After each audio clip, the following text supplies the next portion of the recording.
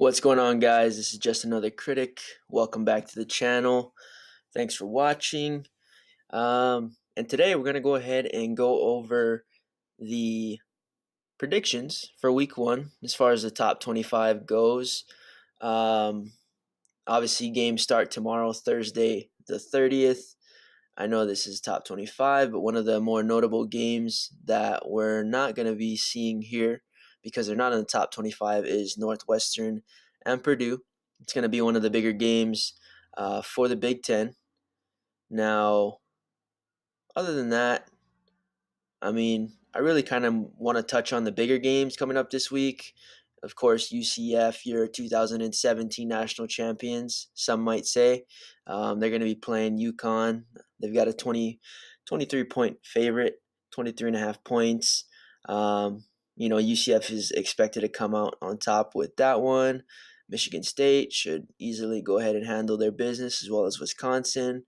The Stanford and San Diego State game, um, you know, San Diego State, you just never know what you're going to get. They typically have pretty good running backs. Um, but Stanford should have no issue being able to win that one. Other than that, guys, I really just wanted to talk about the bigger games coming up this week. Obviously, we've got Washington and Auburn.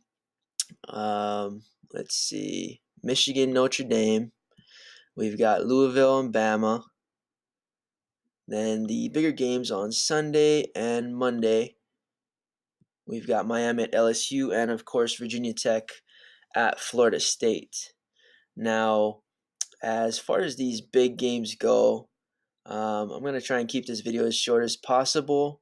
Not really going to go into too much depth. But here, this is probably the biggest opener besides the Notre Dame game with Michigan because of, I guess, the stipulations it has. With Washington playing Auburn, here's the way I see it. Auburn can lose to Washington and still make the playoff.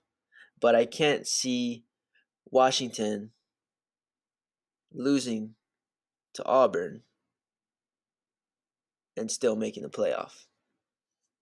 They can still go ahead and win the Pac-12, but I feel just the way that the committee is, they favor SEC teams. It's just more likely for Auburn to get in as a 1 or 2-loss team than it is for Washington to get in as a 1-loss team. Personally, in this game, a lot of people are hyped up on Washington. They really think, they've got a solid defense. They've got one of the best secondaries in the country.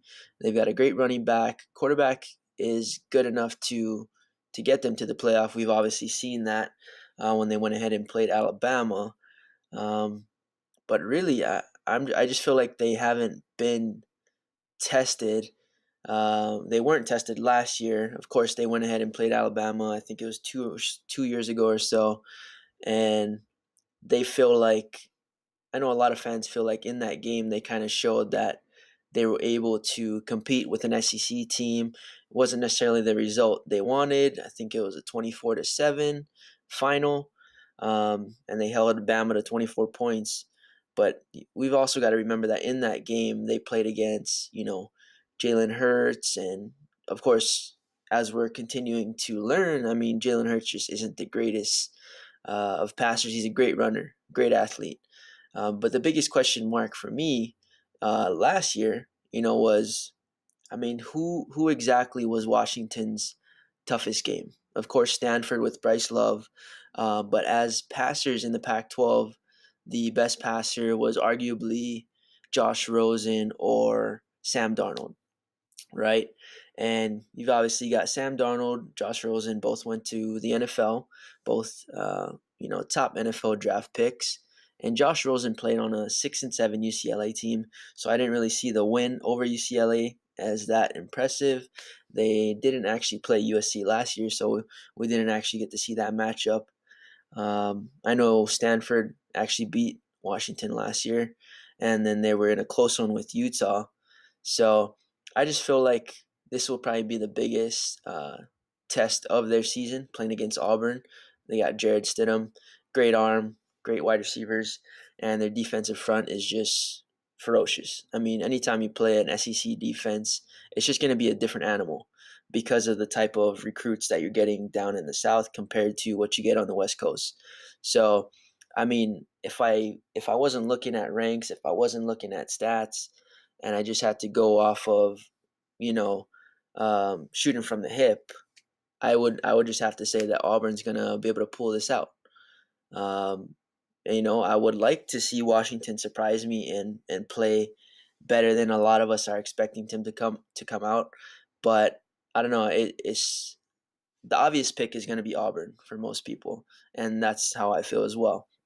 But like I said, I mean, I hope Washington comes out different and can show us that they can compete, with these SEC teams, and not only compete, but they can go ahead and win these types of games. Because when it comes to the college football playoff, the teams in the playoff are going to look almost as identical as Auburn, Alabama, Clemson, Georgia, all tough defensive fronts. But yeah, with that being said, let's go ahead and move on to the next game, which is Michigan and Notre Dame. And this is a massive, massive game. I think College Game Day is going to be there. And Notre Dame, man, they had a nice season last year, a lot of success, and then kind of just, hit a wall when they went to Miami and they got routed there. Um, Here with this game, man, I think Michigan is highly overlooked, and I'm actually a Wisconsin fan, and they're going to be one of the more scary teams in the Big Ten this year. Their defense is just, I would give them, if I had to say where I would rank their defense at this point, I'd probably say top five, top three. Um, right behind Bama, Clemson, all those types of teams.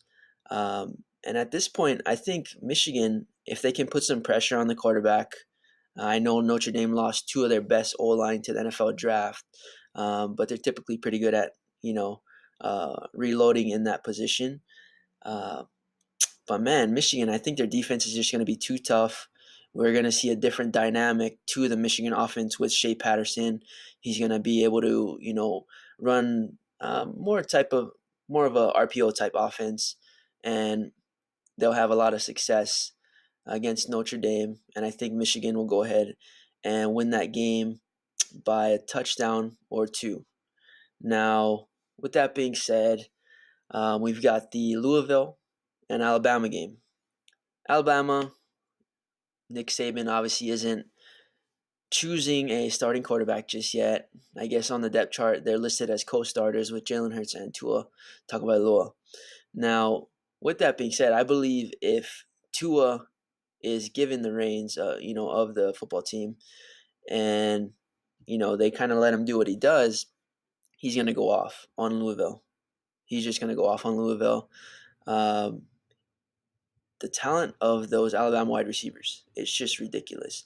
They can get separation against just about anyone. Um, and Louisville was talking a lot of trash coming into this game. As some of the players, and of course, the actual head coach of Louisville actually kind of somewhat guaranteed the fans that they would actually win this game. So I'm excited to see how this one plays out. I believe that Alabama is going to go ahead and blow them out. Roughly, if I had to predict a score, I would say maybe 56 to 21 or 17, around there. Um, just because of the type of talent that Tua brings to the table, his arm talent. I see a lot of big plays, a lot of quick touchdowns. Uh, if Nick Saban does actually start Tua, that's my prediction. But if Jalen Hurts is the guy that he's going to go with, I think it's going to be a lower scoring game for the Alabama side. But if he does go ahead and start Tua, and then they kind of run up the score within the first 2 to 3 quarters, I would expect to see him possibly pull Tua to play Jalen if Jalen, is wanting to come in, unless he's trying to save those 4 games. It just kind of depends. But if Tua is the guy, I believe it's going to be a high scoring game for Alabama. And, Louisville's got a quarterback that is supposedly similar to Lamar Jackson. I don't think he's nearly as fast, but he does have a mobile aspect to him. But with that being said, I think Alabama's going to go ahead and easily take that game. Going to go ahead and skip over this Bowling Green and Oregon game. Oregon shouldn't have an issue being able to go ahead and win that one. And then we've got Miami at LSU. Now, that Miami defense is a really good defense, but I don't know yet. I just don't know yet. I think LSU. What people are forgetting is that LSU has had some of the best recruiting classes throughout the past decade or so. So it's definitely not for lack of talent. I just believe it's been a lack of quarterback play first off at LSU, and then the coaching. So if Ed Orgeron can get those guys together, I think LSU can go ahead and win this game. But I believe it's going to be a close one. A lot of people are saying Miami's going to go in there and blow them out, but I know LSU's got a new quarterback in the transfer from Ohio State. So I wouldn't be surprised if LSU wins it in a close one, but I also wouldn't be surprised if Miami goes ahead and wins it by a few touchdowns. With that being said, we've got the big matchup in the ACC. Virginia Tech and Florida State. Kind of the same thing with Florida State. They lost DeAndre Francois in the opener versus Alabama last year. Virginia Tech has been a consistent team in the ACC. They've always been competitive. They have a pretty good quarterback going on in there. I know they lost some key defensive players. So here in this one, Florida State, man, they've just got a lot of talent. I like Willie Taggart coming in and taking over that team. He just knows how to put his quarterbacks in good positions to have success. So I do believe Florida State is going to go ahead and win this game. I know DeAndre Francois was just named the starting quarterback, and I just believe the talent at Florida State. They've got so much to prove this year because of what happened last year and the types of teams that they ended up losing to. So I do believe Florida State will go ahead and pull this one out in a close one. Then, I believe we've covered just about all the actual important games. The bigger games that have, obviously bigger stipulations. If I did have to pick an upset of this opening week, it would probably be this game right here. FAU at Oklahoma. FAU, obviously, head coach Lane Kiffin. They've actually got a great dual threat quarterback, and a lot of people are saying their running back is a possible Heisman candidate. But of course, playing in that conference that FAU plays in is typically not going to be, in the actual running for the Heisman. But he's definitely, seen. I believe his name's Devin Singletary or something like that. But he's playing running back at FAU, and their quarterback is actually the QB from Last Chance U. So he's done a lot of good things. And I wouldn't be surprised if FAU actually pulls out a W versus Oklahoma in the opener, or at least keeps the game close. If not, it's just going to be a high scoring game.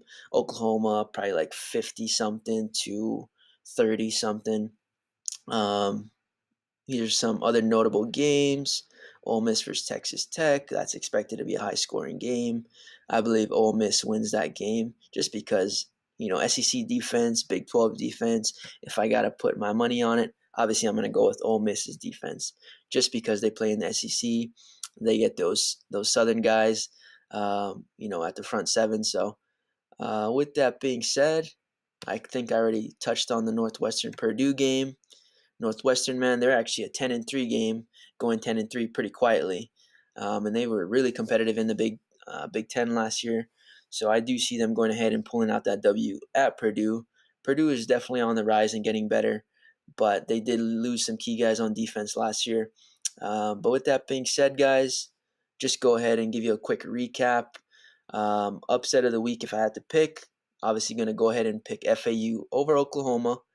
The Auburn and Washington game, I'm going to have to go ahead and take Auburn in Atlanta. We've got Michigan and Notre Dame. Went ahead and took Michigan over Notre Dame just because of that defense with Shea Patterson. I just think we're going to see a different Michigan team.